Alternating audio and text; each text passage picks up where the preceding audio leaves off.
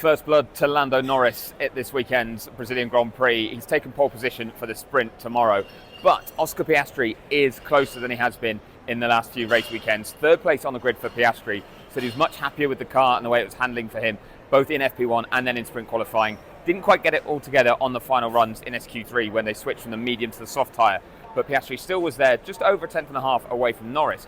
But Kimi Antonelli has split the pair with a really impressive performance again. Antonelli's making a bit of a habit of that on sprint weekends, hitting the ground running. He was so good in Miami, you might remember, earlier in the season where he took sprint pole. So he's going to be starting on the front row alongside Norris. And that means Norris thinks if it's dry, he's got a chance of getting away into the lead and cruising to victory. Piastri thinks he can fight from third and will want to say something about that. But I say if it's dry, wet weather is forecast. We actually have a cyclone warning for the coming hours here in Sao Paulo. Right now I'm sheltering underneath some canopies. It's not raining at the moment, but it could well later, and we could get some high winds for the sprint. So a lot of the drivers are worried about different conditions and really mixing things up.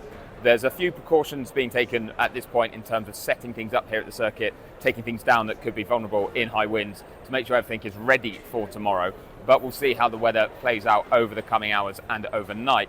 For someone like Max Verstappen, wet weather would be music to his ears because he had a really tough day today.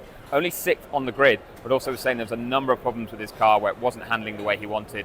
He was having lots of issues, so he really wanted to find some better performance and something more stable, not only for the sprint, but going into the Grand Prix, which should be dry. So the form we saw today would be more likely to carry over. So looking tough for Verstappen at the moment, but the two McLaren drivers more closely matched at the front.